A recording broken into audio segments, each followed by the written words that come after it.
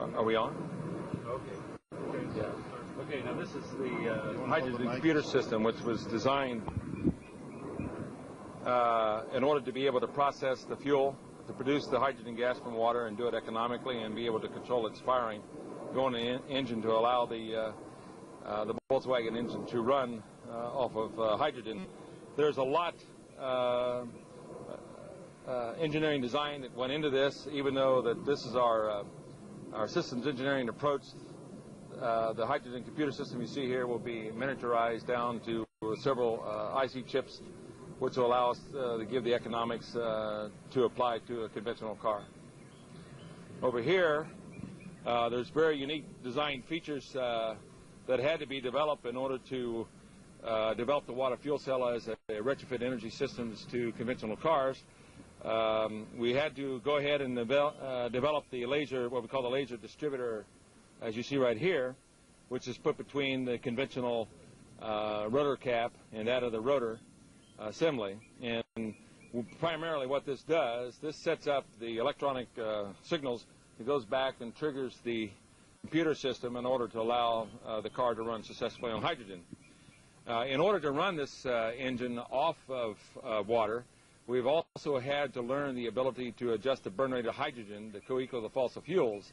We did this by simply now pulling off a portion of the exhaust gas that's coming from the engine, as you see through this tube here, that's going through this electronic regulator that's hooked up to the hydrogen computer. And basically what's happening is that as the ambient air is going into the engine and going through the burning process, it produces the non-combustible gases that retards the speed by which the oxygen atom unites to hydrogen and bring on gas ignition. So by simply using the non-combustible gases coming from the exhaust of the engine, we now modulate and control the speed by which that oxygen unites with the hydrogen, and therefore we are adjusting the burn rate of hydrogen to co-equal that of gasoline or fossil fuels or even diesel fuel. And that gave us the number one retrofit capabilities of retrofitting the water fuel cell technology to an existing engine. And we do this electronically. The unit that you see right here, we call this a gas processor. And basically what we're doing is we're ionizing the ambient air gases that is now going into the process. And this allows us to trigger and use the hydrogen fracturing technology and tapping into a higher energy yield coming from the hydrogen. The unit you see right here, this is referred to as a resonant cavity. Water is now fed into the resonant cavity through this water tank, and as such, we now expose the water to a very high intense pulse voltage field and restrict the amps, and therefore the electrical polarization process now allows us to release the hydrogen economically from water. And by attenuating the voltage field, the amplitude of the voltage field, we now can control the rate of the production of the hydrogen gas on demand. So this is what's referred to as a constant demand generator. We also now extend or allow the voltage amplitude to increase even to a higher level and allow the water atoms to go into an ionization state, which gives us the ability even to produce a higher energy yield by producing more hydrogen gas on demand. So the fuel now coming from the water through the electrical polarization process going into resonance meaning that we're actually tuning into the dielectric properties of water, and it allows us to reduce amps flow down to a minimum and allow voltage to take over that disassociates the water molecule on demand. And those fuel gases are now coming through this electronic injector system as you see here. So basically we're now feeding the ionized air from the gas processor. We're now also taking the water fuel gases that are now coming from ordinary water. We are now mixing it with the non-combustible gases and the ambient air gases and regulating those control of the fluid mediums or for fluid mediums. And as a result, now we can tune in and allow this engine to run off of natural water. This system's approach, this particular unit here is referred to as the VIC, or the voltage intensified circuit technology. This is being miniaturized down to a very small, lightweight system. This is demonstrated in our systems engineering approach on the technology that we can apply it to other applications, not only in the transportation area but also in industrial applications. So it was paramount that we would demonstrate and have the technology solved for design engineering, retrofitting to existing energy-consuming devices, whether it's being run in an internal combustion engine or a diesel engine or hook it to an industrial process.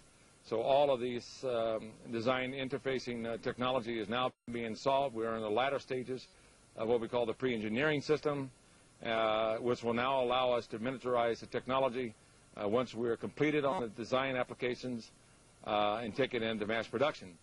I'll give you a classical example of this. We've also developed from this technology, which we call the water fuel cell injector. And basically, this injector now is a miniaturized water fuel cell or miniaturized resonant cavity.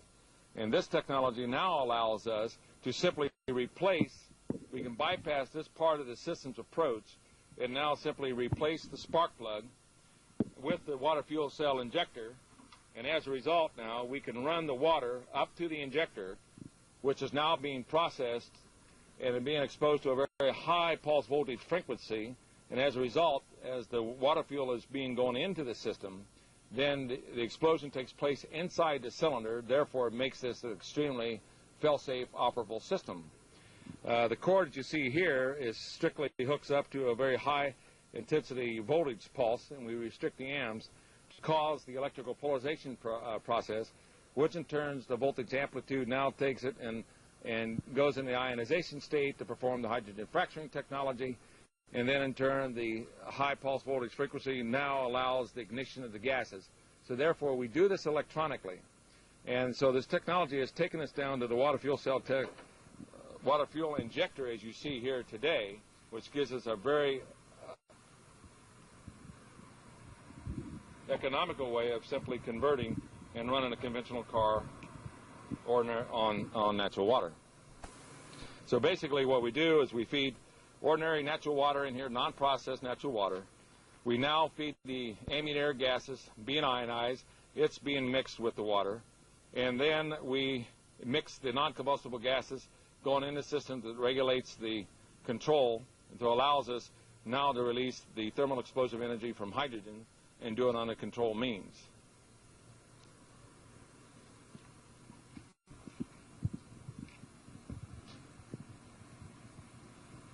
Further development on the technology centered around also the development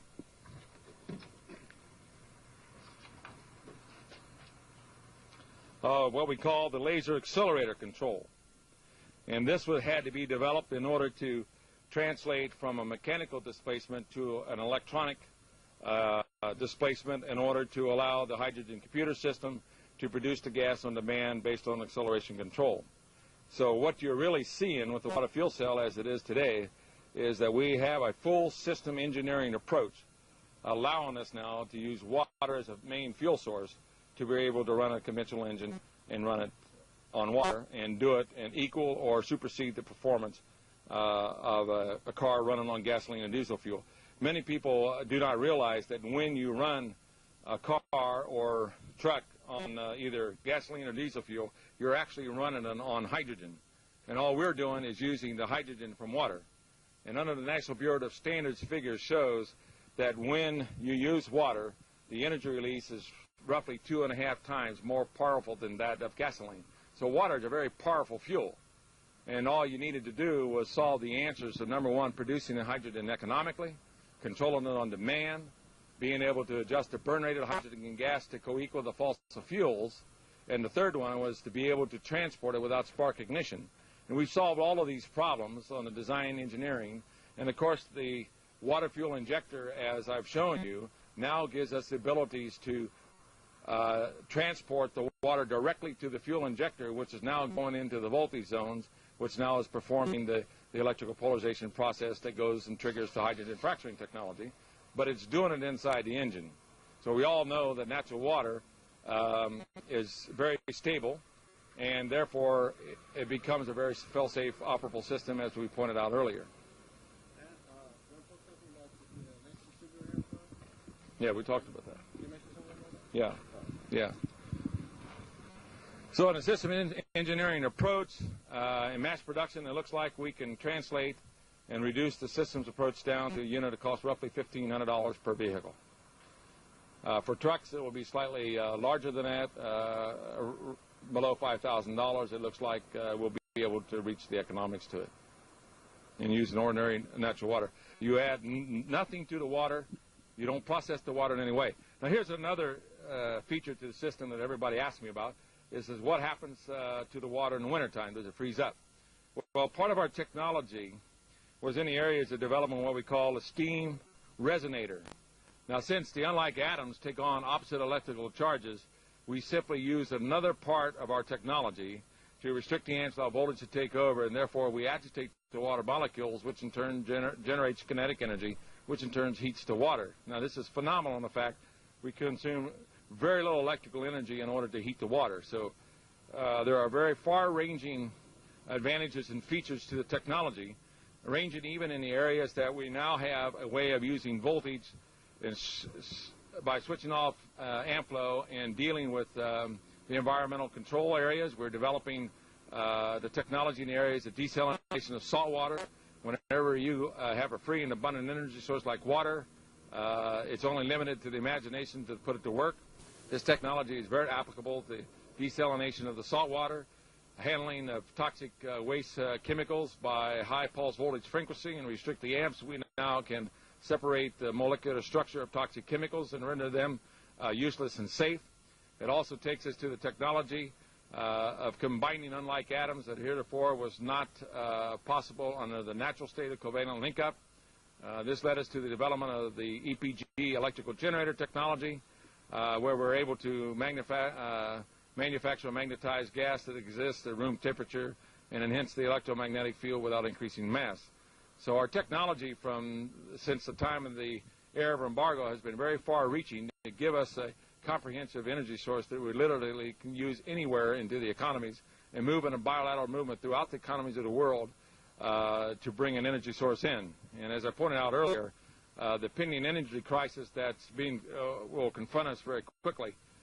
We literally have the ability now of systems engineering it to mass production very, very quickly, and hopefully be able to stem off this imminent energy crisis that is now occurring. A lot of people are not aware of that Kuwait produces or manufactures the majority of aviation fuel for the world, and it's anticipated, as pointed out earlier, that it's possible as much as 20% drop in aviation fuel may occur within 6 to 8 months. If that happens, then the dominoes effect will occur, and will start to trigger an energy shortage throughout the world. The same conditions that happen in the United States is also occurring in the Arab fields, where the natural pressure in the existing oil fields are dropping. The only difference between the U.S. and the Arab fields is their pressure is dropping 3 times faster than occurred in the United States. You just can't keep pulling the oil out of the ground and expect it's going to be there forever. The hourglass effect is occurring at a more faster rate now on nuclear power plants. China's opened the doors to Western technology. 25% of the population of the world wants the same goods and services that you and I have been enjoying, and the industrial base cannot be maintained or expanded without the supply and utilization of energy, of which we have very little fossil fuel left. So it's imperative that we develop the technology that we can move very quickly, and of course water was the answer to it, because water is a very free and abundant energy source. And so this technology has led us to the abilities of harnessing and using the water in this particular way, which we call the water fuel cell technology. Could you give an indication of the amount of energy stored in a gallon of water compared to a barrel of oil, for instance? Yes. As I pointed out earlier, when you separate the hydrogen and oxygen gases and go into the gas ignition process, its energy release is roughly 2.5 times that of gasoline.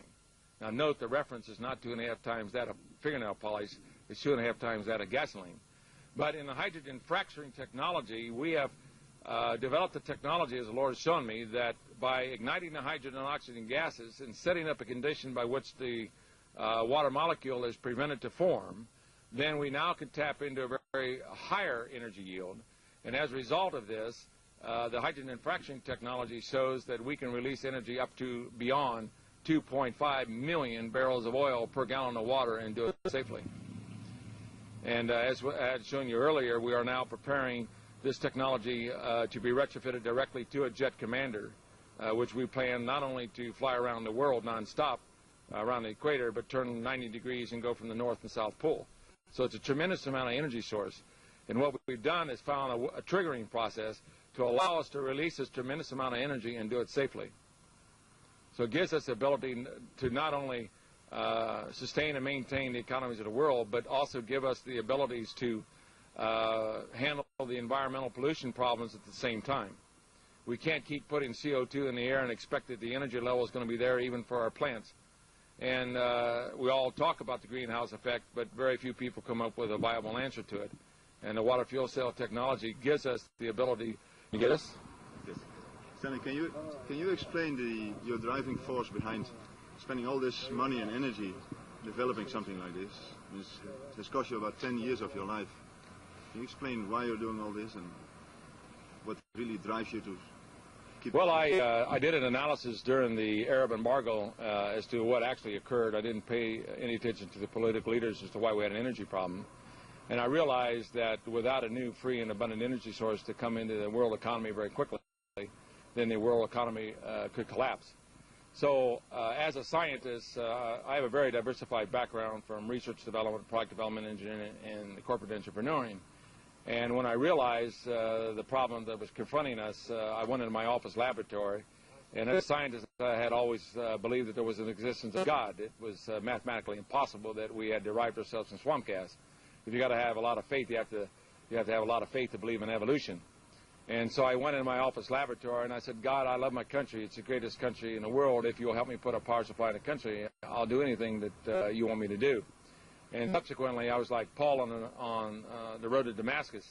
I didn't know the Lord, but once he revealed himself to me, subsequently I was filled with the Holy Spirit, and I've been exercising the power and authority of the Word of God, bringing this technology in. And many people ask me about, do I fear my life? I have learned the power of angels, and I have been protected in trying to bring this technology in. The ultimate objective is not only to stabilize the economies of the world, but if we realize any funds from the technology, it will go into world evangelization. You see, as a scientist, once truth is shown to me, truth is truth. And, of course, I got what I wanted, a ticket to go into heaven. I got filled with the Holy Spirit.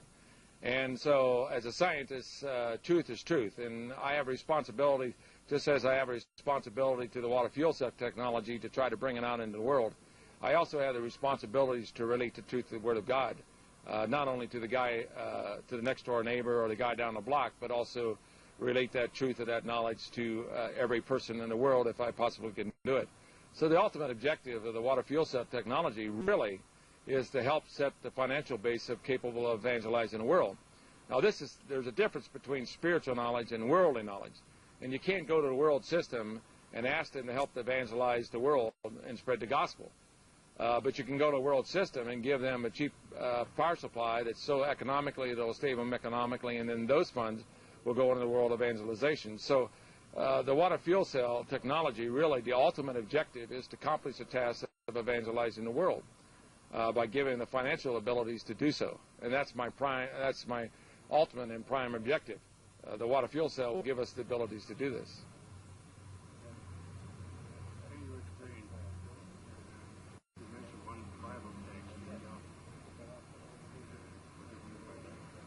Well, if you notice on my logo, you'll see Job 38, verse 22 and 23.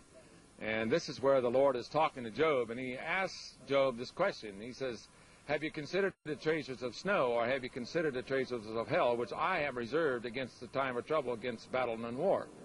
Now, the interpretation of the Scriptures are as follows. Is not snow the most beautiful part about water? That no one snowflake looks exactly the same as that of another? The treasures of snow is the characteristic and knowledge of water. The Lord knew that, in fact, that we would have and reach a very critical point in our history, that since we went on the dependency of fossil fuels, the flow of fossil fuels may be disrupted. And as a result, the Lord specified that this knowledge of water would come out of time of great trouble. But he also specified that the knowledge would come out prior to two events.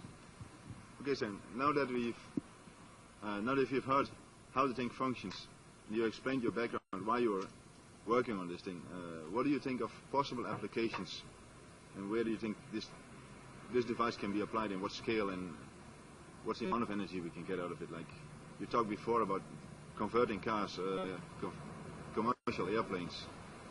Is there any other application you think of? Oh yes, not only is this technology applicable for all modes of transportation, but it also has application in industrial processes. During the Arab embargo, I was called in a meeting in Columbus, Ohio with the industrial leaders, and Columbia Gas System informed us that our gas was being cut off 100%. What actually were telling us that we were going out of business. And I saw some of the most richest and most powerful industrial leaders of the state popping pills, and I thought they were going to have heart attacks. Because basically without energy, you can't make a product. If you can't make a product, you can't make profit. If you can't make profits, you cannot pay your bills. So the result, the bigger you are, the harder you fall, the faster that you would go in economic bankruptcy. So it was imperative that this technology not only be developed for the transportation areas, but also to apply to industrial applications, to be able to give energy. The technology and the hydrogen fracturing technology that gave us the abilities to go in and to protect the military integrity of the Western world. So this technology is applicable not only in those areas, but for example, during the Arab embargo, our Navy task force did not have the fuel.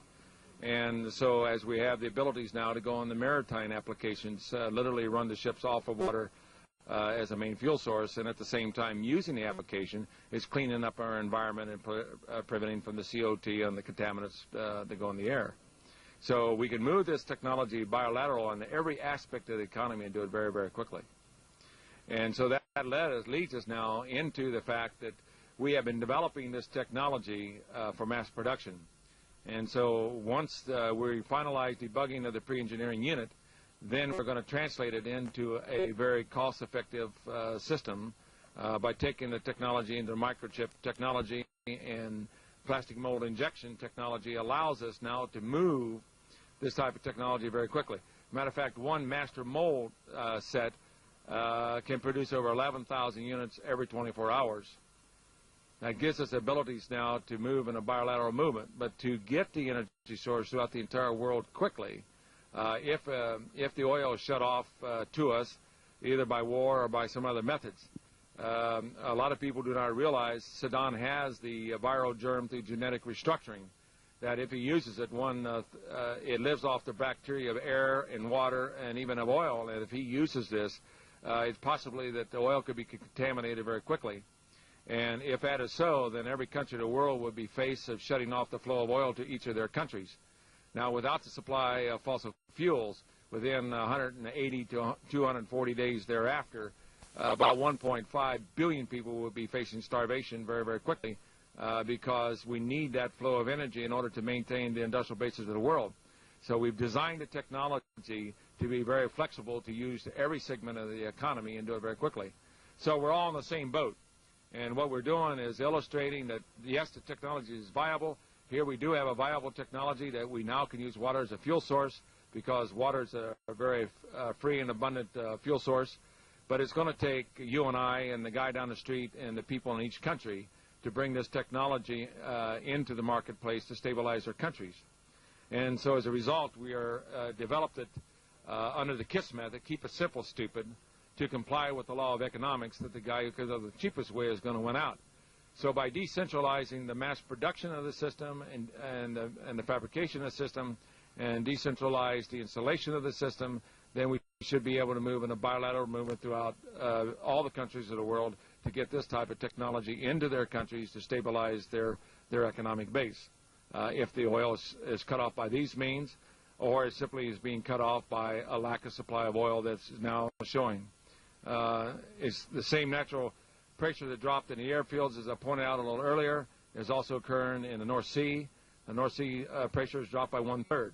So we all need the energy, and so therefore I feel that it's going to take the people of the world to come together, and the leaders of each country to come together in one accord in order to allow this type of technology to go in to stabilize their economic basis in each respective country. Do you have any time scale for mass production set up yet?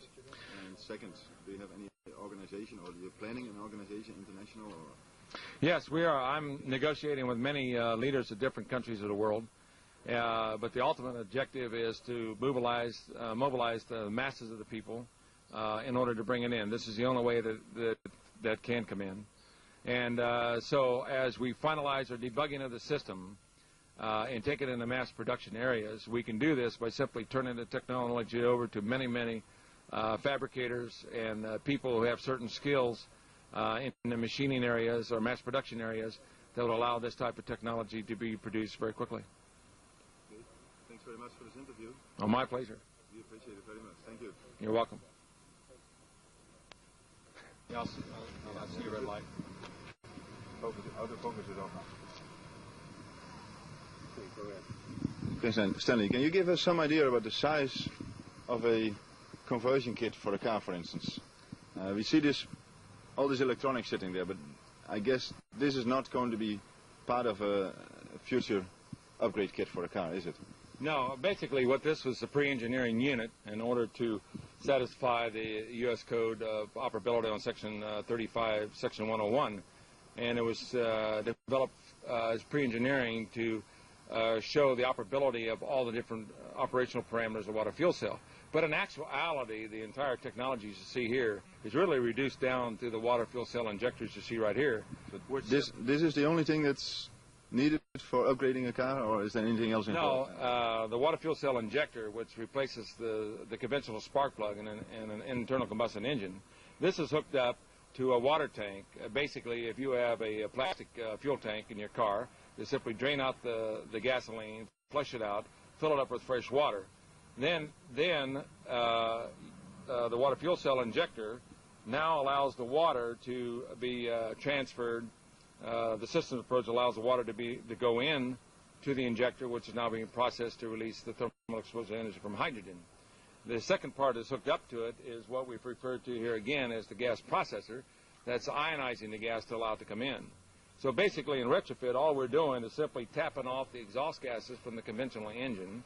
We're now using the gas processor to utilize the ambient air to ionize the gases, which is now mixing with the water, which now converts it to water fuel.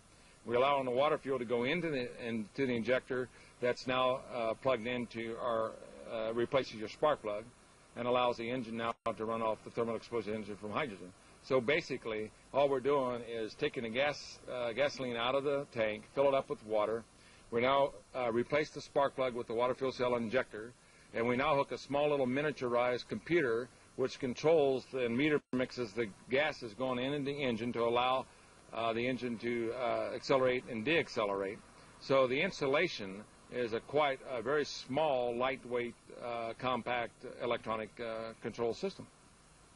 Okay, now the distributor, is that going to be the same? Can you use the same distributor, or do you have a modified version, or is there anything additional to it? Can you explain about that? We do modify the distributor as it's shown over here. We simply take off the conventional rotor cap out of a conventional engine, and we put the laser distributor in between the distributor assembly and the cap, and this now sends the signals to the computer system, which will really be a composite of several IC or integrated circuit chips that miniaturizes the hydrogen computer system. This whole hydrogen stuff, isn't it extremely explosive in the car? Is there any danger involved? What's the safety aspect of it? No, we have actually solved the problem. There's no storage of hydrogen whatsoever. The water goes into the injector, which now allows it to go into a high pulse voltage zone, which performs the electrical polarization process. So the water is only converted into thermal explosive energy as it enters the injector. So the thermal explosive energy is now occurring inside the engine. So the electronic system is designed to regulate and control the explosion of the energy, which now co-equals that of gasoline. So it's a tremendously fail-safe, operable system. Okay, so it's safe, it's a small system. Yes. What about maintenance of the car engine itself? Do I need more maintenance? Is it different? Is there anything, do I have to modify anything on the maintenance schedule? No, just keep the same maintenance as you have it. Since you're releasing thermal explosive energy into the engine and you're co-equaling the burn rate of gasoline, then there's very little maintenance. If there is any maintenance at all, we developed the technology years ago that we could really impregnate the cylinder walls of the engine with Teflon, and we could even impregnate treat the bearings and literally run an engine off of the Teflon and eliminate the oil. If that occurs, then you can use a product something like Slick 50 in the engine if you would need it. But the wear factor, since it's a very clean burning fuel, hydrogen is a very clean burning fuel, then the engine oil is not contaminated under the old method of running on gasoline or diesel fuel. So it's an extremely clean burning fuel. Are we on? Yeah, they're low temper. Good, Stanley. What about the valves in the engine? The pistons, don't the pistons burn out because there's no lubrication of the lead or any other additives to the usual gas? No, the valves, have been designed very recently to operate off of non-leaded gasoline. And since we use the exhaust gases to cycle back in to modulate the burn rate of hydrogen gas, as we now control the burn rate to co-equal gasoline, then the engine temperature and operations are duplicating the same thing on gasoline or diesel fuel. So you don't change the engine in any way. And this allows us now to retrofit the water fuel cell technology to any existing engine. And it's very important because it now gives us the ability that we can stabilize transportation, as we talked about before, if the energy is cut off. Okay, so now the accelerator. Can they still keep the same mechanical accelerator, or do you have a new device for that as well? Yes, we developed over here as we come along.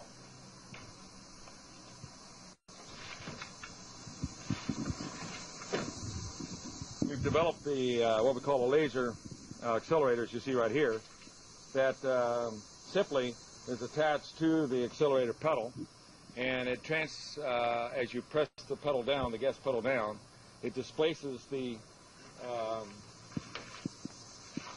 mechanical displacement into electrical impulses, which now is fed into the micro-miniaturized computer electronics. So this gives us the abilities now to control the acceleration.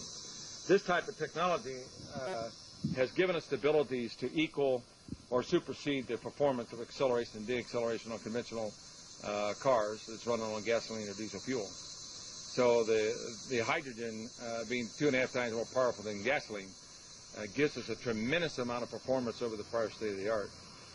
It runs very smoothly, and it has a very unusual sensation. Generally, when you're running a car on gasoline, you have this kind of a pause. But when you're running on hydrogen, the way we're doing it, it's a constant acceleration. So it's a extremely very fast responding fuel source that's coming from water. So you're claiming that performance is equal or better as a normal gasoline car? Oh yes, definitely. It'll even start up quicker. In the wintertime, you're dealing with a liquid gasoline or liquid diesel fuel, and you have problems in starting. In cold weather, you don't freeze gas atoms, and so by converting the water into instant energy, gives us the ability to start the engine very, very quickly. When you start an engine in the morning, for instance, how long does it take before you can drive away? Oh, it's an instantaneous startup.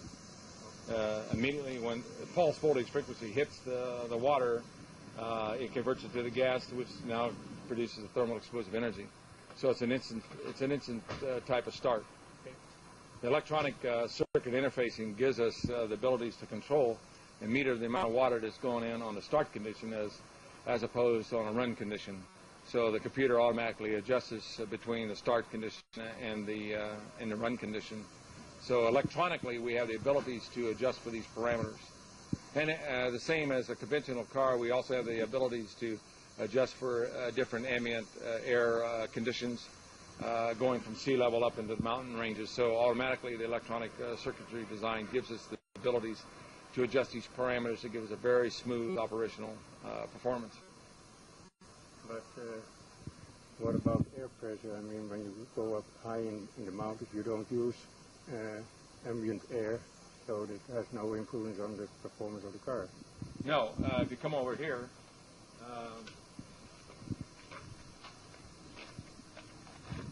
here we have a device of the metal bellows, which now allows to control the amount of ambient air going into the engine of the car. And this automatically allows us to regulate the ambient air pressures going from sea level up into the mountain areas. So electronically, these solenoids you see here have sensors that automatically senses sense the amount of ambient air pressures, and they're automatically electronically adjusted to compensate it for difference of air pressure. So this allows us now to give us tremendous good performance going from sea level right on up into the high mountain regions.